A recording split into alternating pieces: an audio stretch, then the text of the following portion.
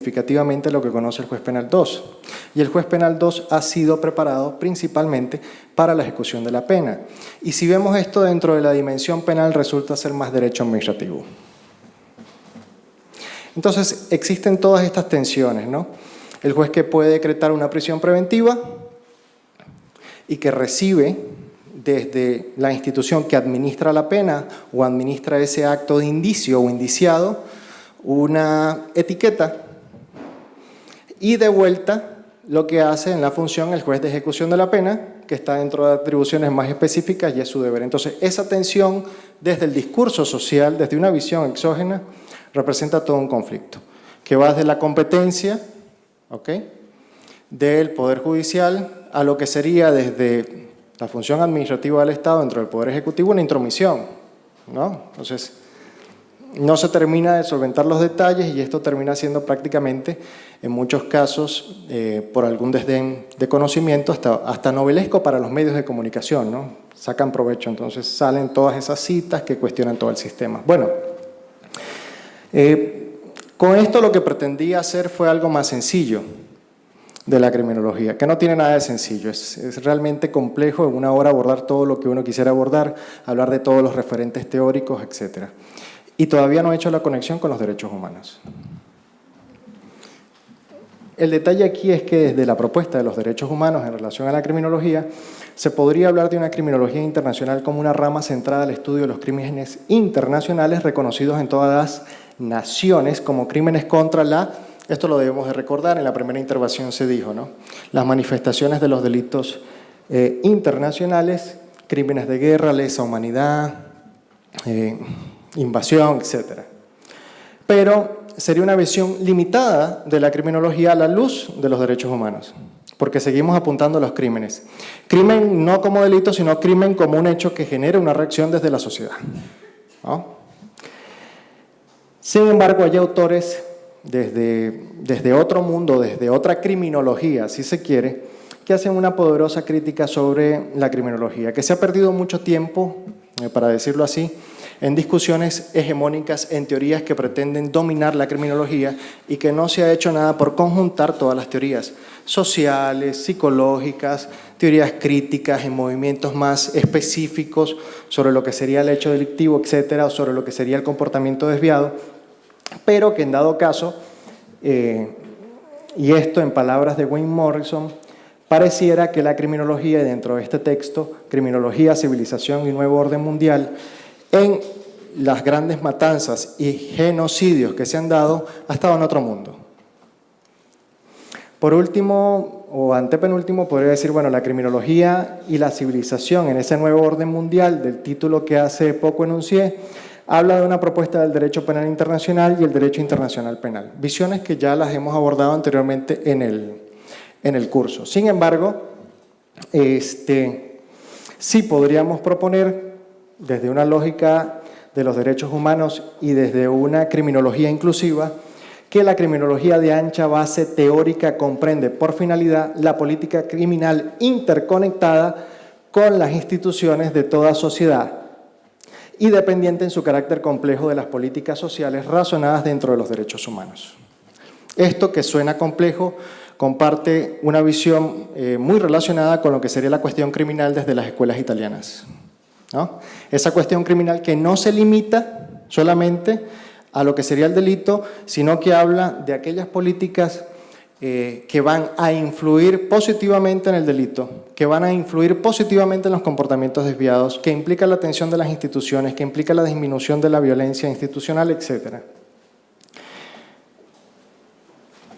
Y, en dado caso, una criminología que sea de corte de los derechos humanos se ocuparía en todo caso de observar y proponer lo que sería el proceso de incorporación de los derechos humanos en las formas regulatorias, tanto de firma y de adopción de los instrumentos internacionales. ¿Qué quiere decir esto? Generalmente cuando se hablan de instrumentos internacionales, una vez que se firman no implica una descripción automática de la concreción del derecho locativo. Es decir, pasan muchos años, hay una desconexión de la firma a lo que sería la ratificación, de la ratificación a la aplicación. Los criminólogos con una visión de derechos humanos tendrían que preguntarse ¿qué particularidades o ¿a qué responde esa lógica letárgica de la aplicación de los instrumentos internacionales?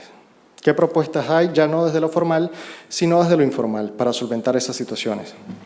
Por otro lado, lo que sería el control de convencionalidad, no desde la descripción jurídica, no desde la descripción de los derechos humanos, sino del efecto del control de convencionalidad que hay sobre las personas, sobre los terceros espectadores. ¿Qué se sabe del control de convencionalidades de la sociedad? ¿Cuánto provecho se le ha sacado al control de convencionalidad? ¿Qué flexibilidad política ha tenido para sumar, dividir, multiplicar, si se quiere, votos desde una visión de una vulneración de la soberanía o desde una jurisdicción especial?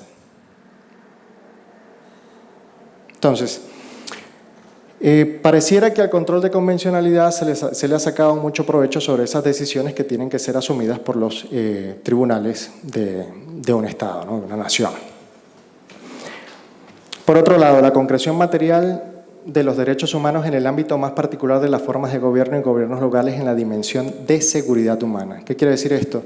Esto va acompañado más que todo de una propuesta particular de la visión de los derechos humanos. Por ejemplo, cuando uno habla o se relaciona con representantes de organizaciones de los derechos humanos en una dimensión más globalizada y pretende externarle su interés sobre situaciones muy específicas, la respuesta que hay muchas veces de estas instituciones son respuestas macros. Es decir, que si se plantea desarrollar un modelo de prevención en materia de la niñez, tendría que ser para todo el país.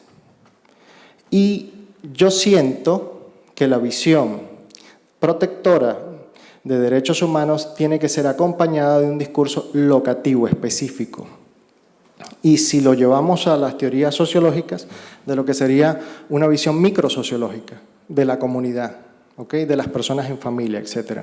No podrían abordarse esos derechos humanos a lo macro, porque también implicaría un desfase, ¿okay? Y un desajuste en todos los destinatarios que tienen que ser, en todo caso, gestores inherentes de sus derechos humanos, ¿no? Bueno, creo que por cuestión de tiempo me queda un minuto. Eso principalmente para finalizar. Más allá tenía alguna propuesta sobre el título complejo, pero no me dio tiempo de abordarlo. Fue necesario hacer algunas mutilaciones del contenido, si se quiere, ¿no? Algo abruptas, pero sí visualizar sobre si los derechos humanos responden a una visión geocéntrica antropológica, es decir, que puedan ser protegidos todos por igual, pero que no se excluyan los derechos humanos de las personas en determinados territorios y que eso no implique un resabio en el desarrollo de las potencialidades, que sería en todo caso una mejor forma de garantizar los derechos humanos. ¿Ok? Y eso en relación a la seguridad humana. Esto me tomaría otros minutos para explicarlo en lo que sería la relación de la criminología y la evolución en ese sentido a la luz de los derechos humanos, pero no pienso atormentarles más con esta ponencia, ¿no? Así que bueno, de mi parte sería todo y muchas gracias.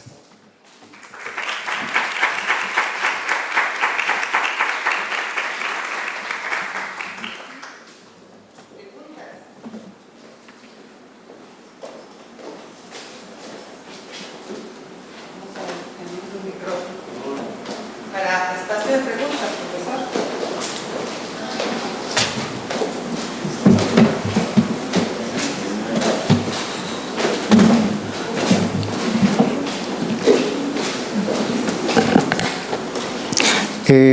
Si hay alguna pregunta en ese sentido, estoy a las órdenes. Para ser un poco más espontáneo, ¿no? Más conversacional, menos rígido, más de derechos humanos.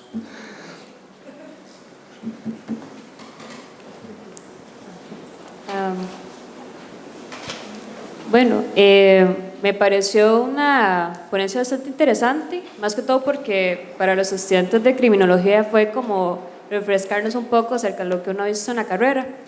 Y más que todo me llamó mucho la atención lo que era la criminología clínica, porque comprendí más que todo que era como un tratamiento o un estudio y seguimiento sobre las conductas antisociales. Y me llama mucho la atención porque, bueno, aparte de criminóloga, yo también soy psicóloga. Y bueno, me llama mucho la atención debido a que estaría haciendo todo el labor que hace un psicólogo clínico. Entonces, ¿qué tan preparado estaría un criminólogo para tratar lo que son conductas antisociales? Más que todo que, bueno, ya está declarado como lo antisocial como una conducta o rasgos que vienen, o sea, que vienen de un trastorno ya especificado. Entonces, ¿realmente un criminólogo estaría capacitado para modificar la conducta de una persona, habiendo otros profesionales más capacitados para el área? Bueno, muy interesante su pregunta. Realmente me parece una pregunta de principal trascendencia hoy en día. Digamos que el criminólogo tiene una visión en ese sentido, interdisciplinaria. No podemos hablar en términos absolutos, y es algo que obvié decirlo desde un principio. Pero sí, desde la visión crítica de la criminología, se considera que no sería la mejor área principalmente para atender una respuesta a aquello que podría ir más allá. Si bien requiere una atención, en ese sentido, clínica, nos preguntaríamos ¿qué atención clínica hay para aquella persona que ingresa a la cárcel sobre males sociales que son una realidad? O sea, ¿qué atención clínica merece la pobreza, por ejemplo? ¿Qué atención clínica merece aquella persona que delinque en una manifestación famélica, es decir, por hambre, ¿no? Entonces serían limitaciones que se dan. Claro, no es un discurso absoluto, pero sí podría más o menos sugerir que dentro del campo penitenciario, la criminología clínica sería una parte relevante. Sin embargo, tendríamos que valorar otros elementos también apropiados para el abordaje de la persona. No sería un desplazamiento del psicólogo en el área de las cárceles, pero sí sería una bonita incorporación del criminólogo en las prisiones cuando hablamos de los informes victimológicos. Siento que sería un buen espacio de desempeño, ¿no? Por todo lo que involucra en relación a la víctima, al medio, etcétera, ¿no? Pero no sería excluyente. Sería más bien una forma de integrarlos como una respuesta al abordaje que se tiene que dar dentro del sistema penitenciario. Claro, hoy en día es una discusión muy compleja, ¿no? En cuanto a las funciones de los trabajadores sociales en prisión, implica una delimitación muy específica. Y podría decirse que hay férreas discusiones y pugnas entre los límites de cada profesión en la intervención de cárcel, que implicaría más bien un abordaje interdisciplinario, un conflicto interdisciplinario. Sería pues principalmente mi respuesta y no sé si logré atender a su pregunta. Sí, está bien, gracias. De nada.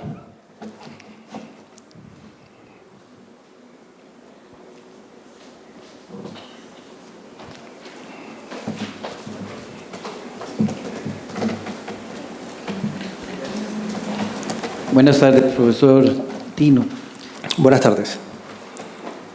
Antes de la pregunta, o más bien una apreciación, ¿cuál es el nombre del sociólogo que habla de que el Estado puede generar violencia sobre las personas?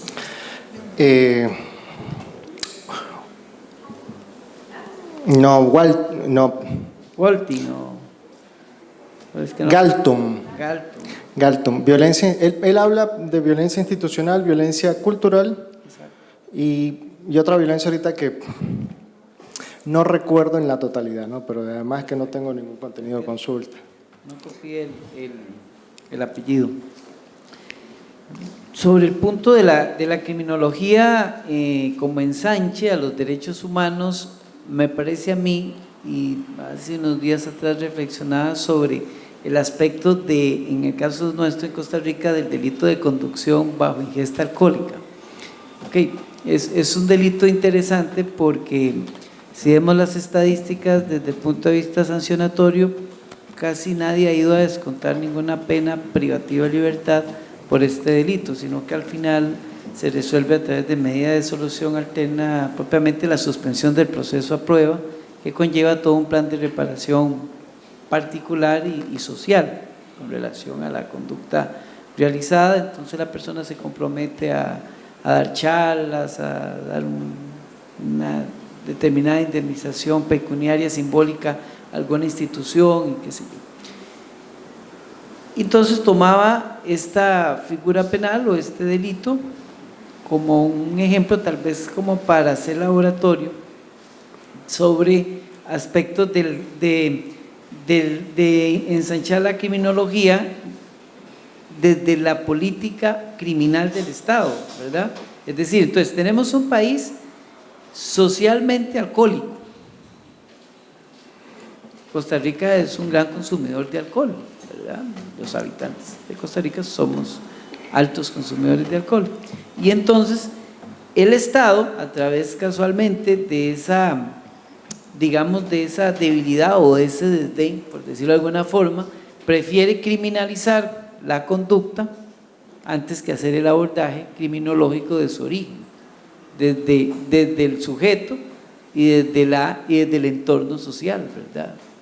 Para hacer, digamos, un poco ahí de mezcla de los movimientos de la criminología, ¿verdad? Con la contemporánea y la criminología crítica, por decirlo de alguna forma. Entonces no es como ese barata al rato, o tal vez sí, de que el delito no es que no exista, sino es una construcción. Claro, será una construcción en tanto el Estado abandone su análisis de origen. Exacto. Y lo construye, y esa es la violencia. Entonces entramos en el campo del minimalismo o del garantismo penal, o nos vamos al extremo, todo lo criminalizamos. Entonces criminalizamos pobreza, criminalizamos malas costumbres, criminalizamos falta de valores, que es, creo que, el discurso en el que anda hoy en día la criminología, la psicología, el derecho y los derechos humanos, ¿verdad?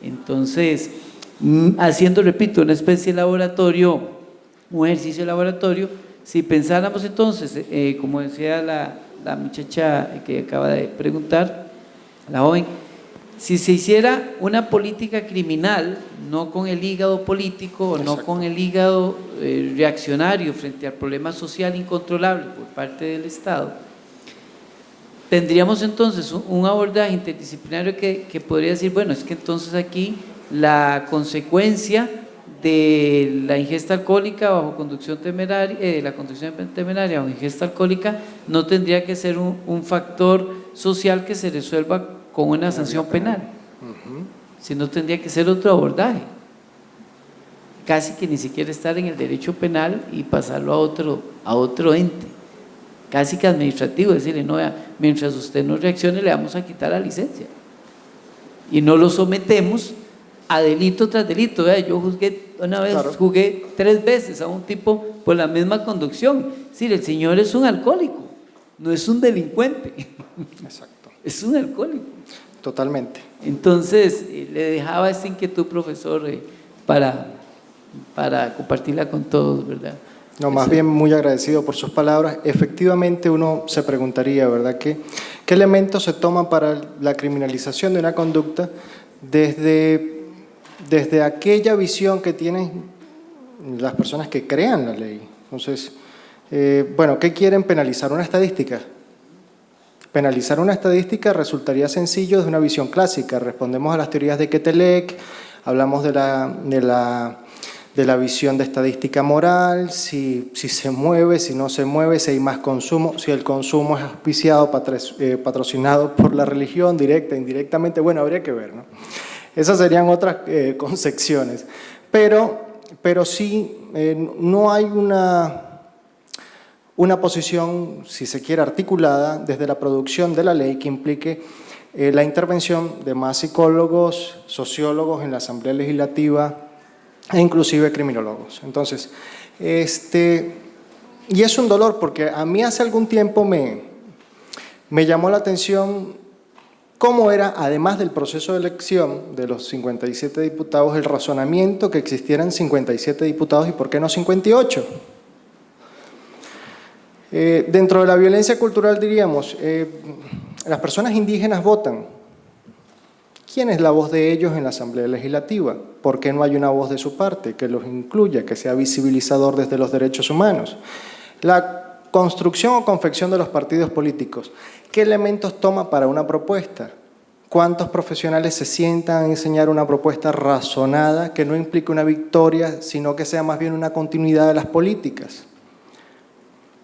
¿Hasta qué punto, siendo negativo, nosotros podríamos hablar de una criminología que hable de una teoría de la desviación de las políticas públicas? ¿Ustedes se imaginan eso?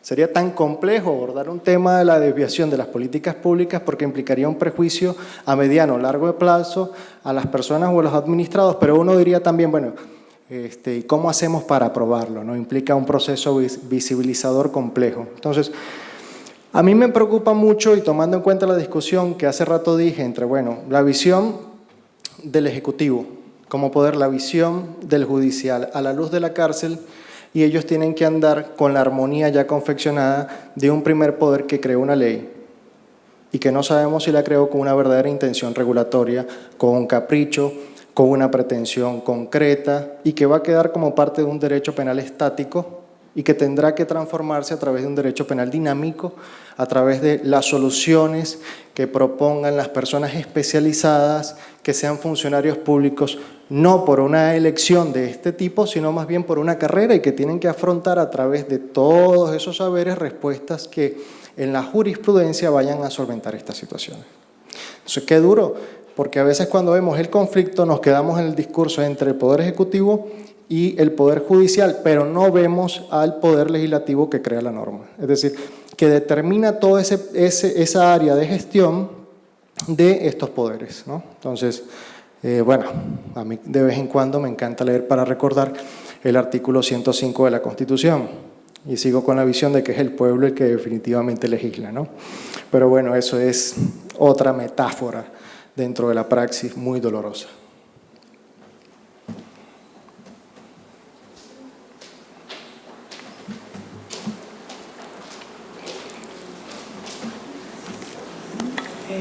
Buenas tardes. La pregunta, Buenas tardes. Tengo varias dudas en realidad, pero me llama la atención más que todo saber si el Instituto de Criminología cuenta con algún programa en conjunto con el sistema penitenciario, más que todo con el asunto de la criminología clínica, porque me llama mucho la atención. En el sistema penitenciario para nadie es un secreto que existen muchas personas con problemas de adicción. Entonces, igual no hay una división dentro de ellos, sino que están todas las personas que cometen o que están siendo juzgadas dentro de un espacio. Me gustaría saber si el Instituto de Criminología ha promovido o tiene algún proyecto en conjunto. Bueno, han habido una serie, por allá, vamos a atender entonces todas las preguntas en conjunto, mejor para ir avanzando más rápidamente. Buenas tardes, no es mi intención interferir, pero creo que es un poquito más mi materia. En realidad hay una serie de elementos que hay que tomar en consideración con el Instituto Nacional de Criminología, que también ayer los estudiantes de criminología me preguntaban que por qué a estas alturas de la historia seguimos sin tener criminólogos en el Instituto Nacional de Criminología. Bueno, eso es más una historia, es más un cuento. Resulta que el Instituto Nacional de Criminología nace en 1970 con la corriente crítica del pensamiento criminológico, especialmente con la corriente o la vertiente que se desarrollaba en el Cono Sur. La primera escuela o la primera universidad que da carreras de criminología en el país nace en el 85 en la UNED. O sea, que para cuando la criminología crítica se desarrolló en nuestro país a través del nombre que se le impuso al Instituto Nacional de Criminología, todavía no habían procesos de formación de criminólogos en Costa Rica. Así que lo que se dispuso fue conformar lo que se llamaba criminología crítica en el sistema penitenciario desde la interdisciplinariedad.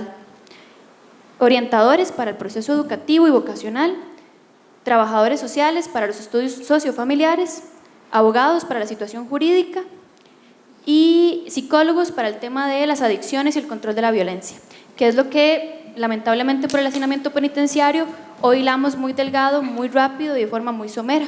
Si bien es cierto la intervención psicológica, como lo apuntaba la compañera, debía ser un poco más estricta, ¿verdad? Lo hemos limitado a un tema meramente del tratamiento de la adicción y del control de la violencia intrafamiliar y la violencia individual. Eso es lo que hacemos hoy en el sistema penitenciario. Entonces la respuesta podría ser un sí a medias. Desde la criminología crítica podríamos decir que con carácter interdisciplinario hacemos un trabajo integral que la psicología como un área específica se encarga del tema de las adicciones. O sea, entendemos que la persona que tiene una adicción es una persona enferma. La Organización Mundial de la Salud dice que las personas que son alcohólicas son personas enfermas, deberían de recibir un tratamiento, no una sanción penal, ¿verdad? Pero en el intríngulis tenemos la ejecución de una sanción. Así que tenemos que hacer todo este trabajo en condiciones de hacinamiento, de sobrepoblación, de una capacidad técnica reducida, y sí, lo hacemos a medias. No sé si la respuesta es más o menos satisfactoria.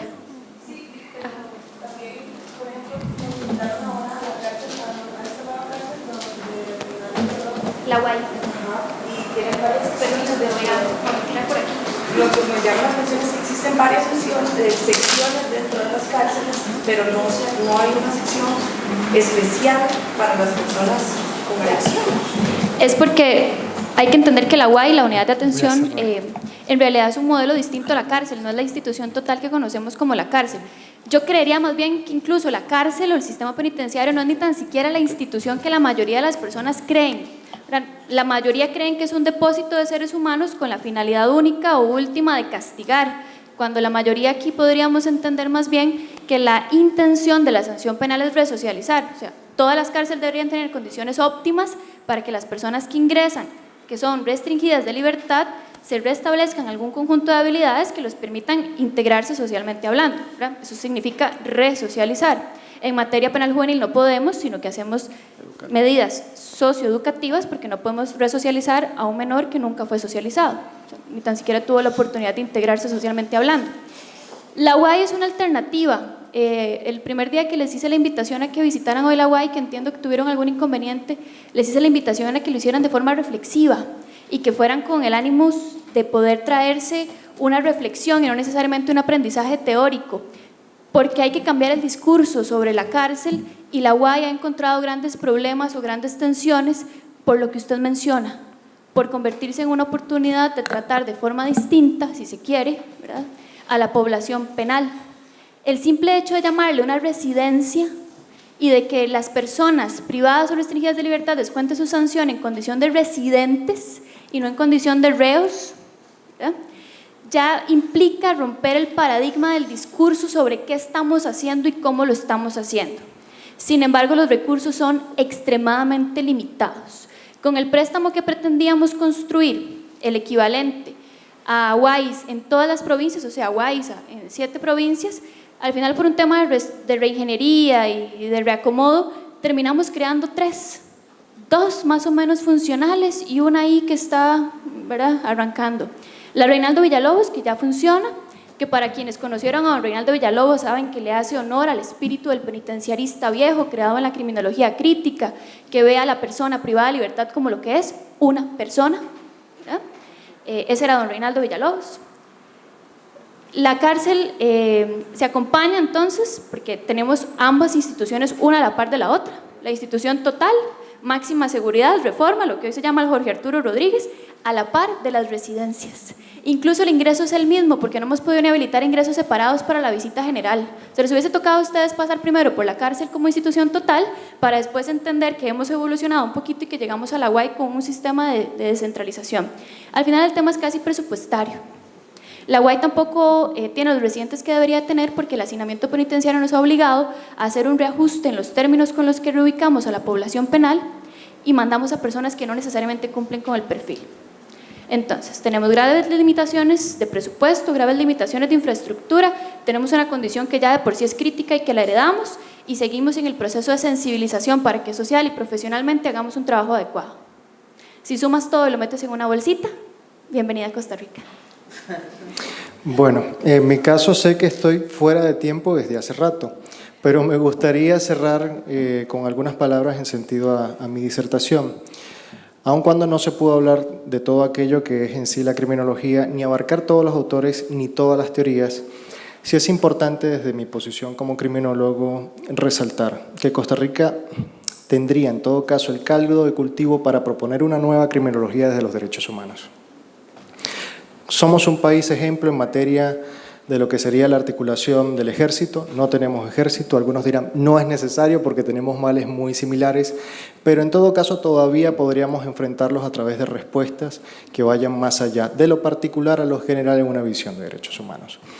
Con lo cual tengo la esperanza de que en algún tiempo tengamos nuestras propias teorías, repliquemos algo que sea tan criollo, iba a decir como el gallo pinto, pero no, voy a decir como la carreta, y que a través de eso seamos un ejemplo, sin que tengamos que seguir citando teorías que cuesta tropicalizar, ¿verdad? Desde modelos positivistas, biologicistas, criminología crítica, cómo se desprendió la criminología crítica latinoamericana, cómo se desarrolló la Escuela de Chicago desde la sociología que influyó en la criminología, etcétera. Algo que sea propio. Espero que no sean, en todo caso, un sueño que ojalá pueda ser una realidad en las generaciones siguientes y venideras de criminólogos. Y en ese sentido, de mi parte, pues sería todo agradecido por sus intervenciones, por la disertación de la máster Heldren. Y con esto también voy a indicar que nos espera un cafecito en el periodo de receso. Aquellas personas que seguramente mi disertación pausada y letárgica les generó un profundo y extenso sueño, para recuperar energías y venir con la siguiente. Tengan muy buenas tardes. Gracias.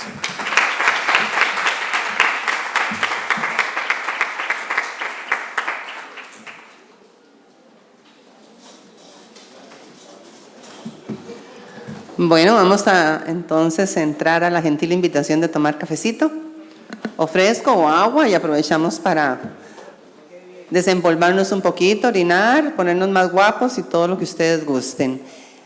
Tardamos más o menos unos 15 minutos porque ya la máster, que tuvimos el gusto de empezar a escucharla, sigue con la siguiente conferencia.